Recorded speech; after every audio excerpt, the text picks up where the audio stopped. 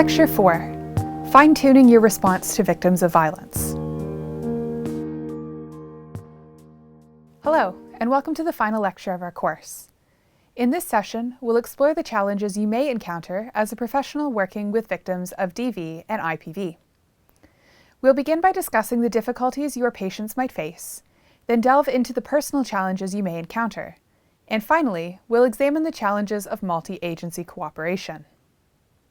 The biological, psychological, psychosocial, and spiritual capacities of human beings are affected in various ways when facing gender-based violence. While we may not always notice the signs of violence in its victims, when we do, the intensity of impact can vary from person to person, depending on history, context, and resources to deal with violence. You may well be the first contact person for a GBV victim or survivor. Listening to their account of violence and witnessing their suffering, physical pain, and emotional damage is likely to evoke both sympathy and empathy. It may also produce feelings of pain, sadness, anger, and helplessness, which can have an impact on your professional practices. To mitigate the emotional impact on you, it is essential first to establish the support, coordination, and interdisciplinary teamwork mechanisms covered in the previous lecture. Additionally, developing self-awareness and self-care strategies is essential to maintain emotional balance and make sound decisions regarding patient care. Self-care is integral to fostering a positive attitude despite the challenges of working with violence. Professionals, particularly physiotherapists, face unique difficulties due to the physical nature of GBV's aftereffects and the therapeutic techniques involved. Physiotherapists have the opportunity to detect both physical and psychological signs of abuse, potentially prompting victims to report their abusers. However, GBV victims may struggle to follow treatment effectively, posing challenges that must be addressed to enhance the effectiveness of physiotherapy interventions. Failure to adhere to therapeutic treatment. The therapeutic adherence challenges faced by GBV victims encompasses 4 main categories: the victim-health system relationship, fear of retaliation by the perpetrator, psychosocial reasons on the victim's side, and economic and social barriers. These challenges must be considered not only by physiotherapists, but also by all healthcare and victim care agencies involved. Addressing distrust of the health system. Victims of GBV often struggle to trust institutions that have previously failed to protect them. Building trust with potential helpers is essential for victims to disclose their experiences and embark on their healing journey. Physiotherapists can benefit from intercultural communication competence training to bridge cultural differences with victims. Health professionals should apply a trauma-informed perspective, which has been effective in caring for victims of GBV. These include an awareness and understanding of trauma and violence, including how these experiences impact people's everyday livelihoods within structural, cultural, historical, and gender issues. Facilitation and maintenance of an emotionally and physically safe environment that prioritizes trustworthiness and transparency. Intentional creation of opportunities for peer support, collaboration, connection, and mutuality.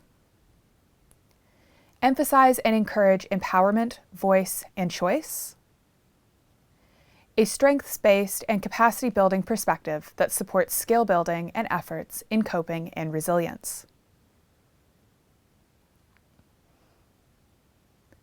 Fear of retaliation by the perpetrator. Victims may fear retaliation if they disclose violence, especially if they are still in contact with the perpetrator. This fear can impede treatment adherence, as victims may avoid treatment to protect themselves from further harm. Stigma, shame, or guilt. Feelings of shame or guilt may prevent victims from seeking or following treatment. Therapists should provide a safe, non-judgmental space for victims to share their experiences without fear of criticism. Additionally, addressing the stigma associated with GBV is crucial in supporting victims.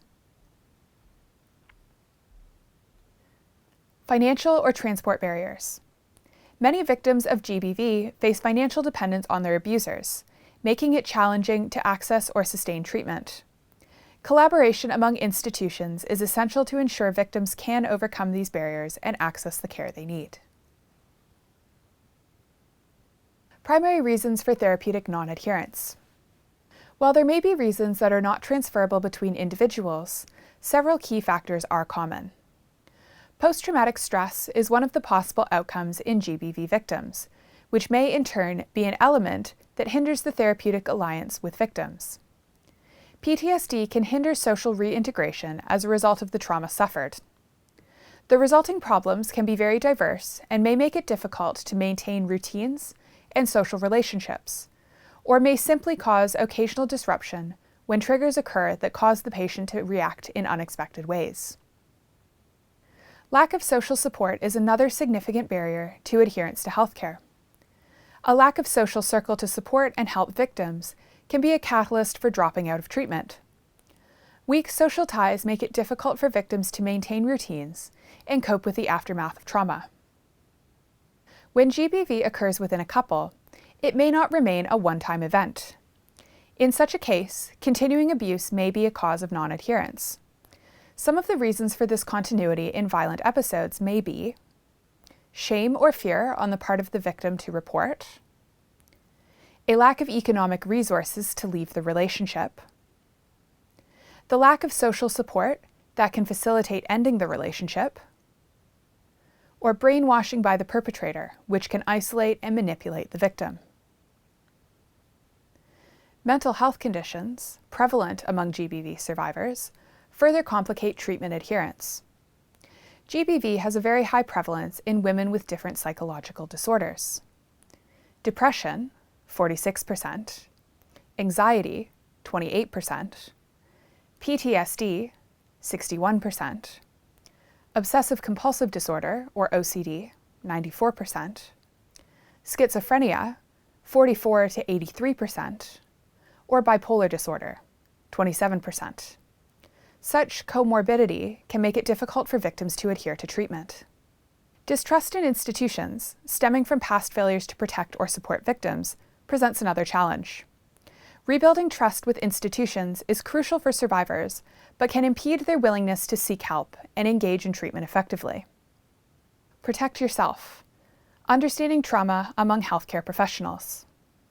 Healthcare professionals working with DV victims can suffer from several problems, such as vicarious trauma or burnout, along with alterations of their cognitive schema, especially regarding their worldview on relationships between men and women. When working with victims of GBV, physiotherapists can also be exposed to patients' experiences, narratives of violence, and intense emotions. For this reason, you may need to apply psychological techniques, as well as your own training, to more effectively treat patients with socio-psychological needs. It is also valuable to know certain terms and definitions to understand the conditions that you may encounter. Vicarious traumatization is the emotional and psychological impact that can result from hearing about or witnessing the traumatic experiences of others. It can manifest as symptoms similar to those of PTSD, such as intrusive thoughts, avoidance, and hypervigilance. Secondary traumatic stress is an emotional and physical reaction that can result from exposure to the traumatic experiences of others. It can cause symptoms such as anxiety, depression, and sleep disturbances. Compassion fatigue is the state of emotional exhaustion and reduced empathy that can result from prolonged exposure to the suffering of others. It is often experienced by healthcare providers, social workers, and other professionals who work with trauma survivors. Professional burnout is a state of physical, emotional, and mental exhaustion that results from chronic work-related stress. It is characterized by feelings of depersonalization, reduced personal accomplishment, and a sense of cynicism or detachment from work. Risk and protective factors. Physiotherapists may have to deal with those conditions when treating GBV victims, so you can benefit by being aware of the risk and protective factors. Risk factors for vicarious traumatization may include exposure to clients with severe trauma histories, inadequate professional support, a lack of clear boundaries between work and personal life, a history of personal trauma. Suggested protective factors are adequate professional supervision and peer support, a positive workplace culture that prioritizes self-care, engaging in regular self-reflection and self-care activities, a strong sense of personal and professional boundaries. Moving on to secondary traumatic stress, risk factors may include exposure to graphic details of traumatic events, a lack of support from colleagues and supervisors, a history of personal trauma, and high levels of empathic concern for clients. Suggested protective factors are engaging in self-care activities such as exercise and relaxation techniques, practicing mindfulness and other coping strategies, seeking social support from colleagues, friends, and family members, and regularly monitoring one's own emotions and stress levels.